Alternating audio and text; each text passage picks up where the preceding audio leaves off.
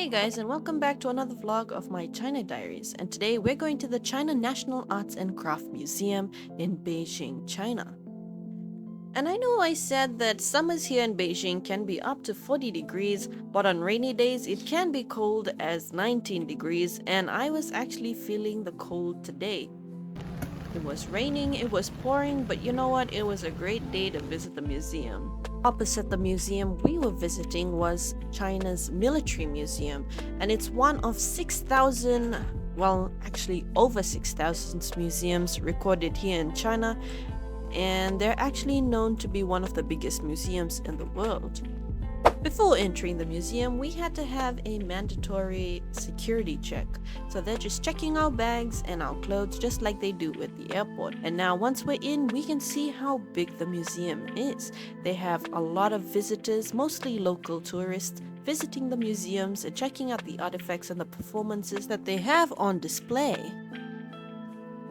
Take a look at one of their performances.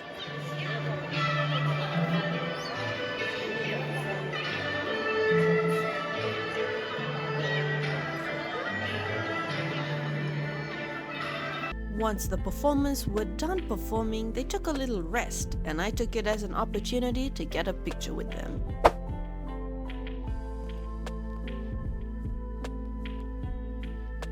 And now it's time to tour the museum. As you can see, we were given these earpieces, and our translator will translate whatever the tour guide is saying. This is V, our translator. He's telling us where the washrooms are and how to get to the exhibition sites.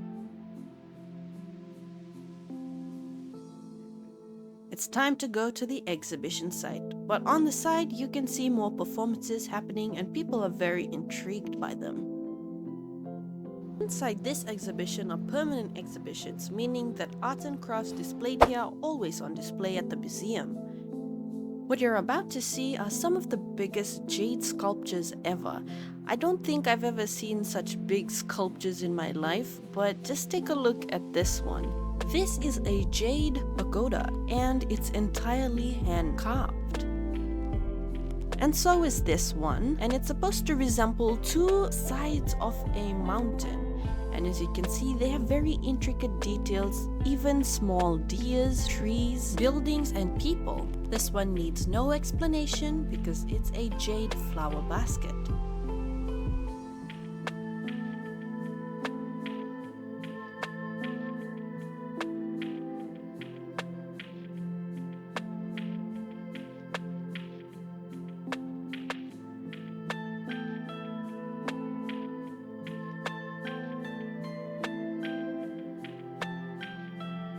I feel like that this museum is really big and it would take more than 3 to 5 days to actually fully explore certain sections.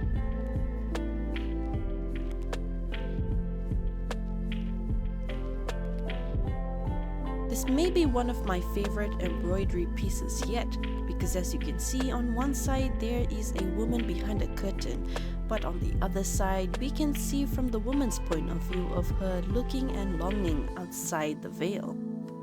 Now moving on, we're going to see some more festive pieces.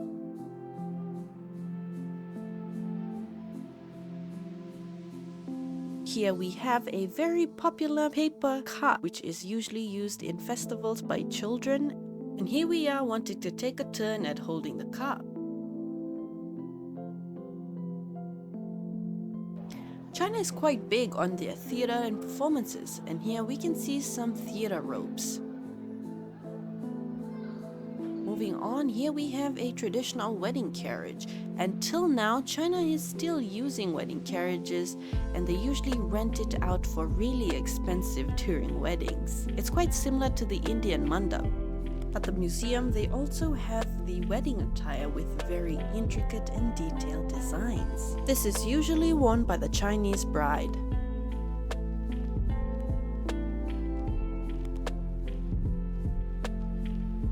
I also quite liked the weaving section because I thought it had many similarities to Fijian weaving. They had a lot of baskets, they had mats. I think cultures around the world share many similarities. The National Museum also features a section for paper cutting, and paper cutting actually dates back more than 1,000 years, coming from the Tang Dynasty. In 2006, paper cutting was officially included in the first batch of China's National Intangible Cultural Heritage.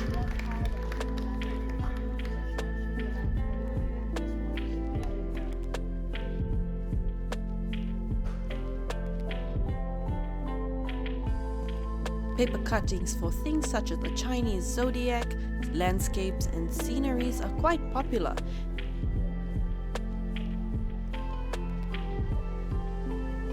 This is how Chinese people used to print their newspapers.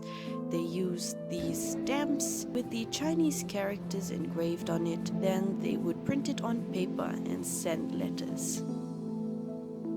And now we come to the world's most popular Chinese event, which is the Chinese Lion Dance that happens every time during Chinese New Year. And Fiji is no stranger to that. But did you know that the lion dance originated in the Han Dynasty, which was almost 1,800 years ago? That's quite a long time if I do say so myself. But anyways, we've come to the conclusion of this video. I hope you enjoyed it as much as I did, and keep your eyes peeled out for more videos from us at The Breakfast Show.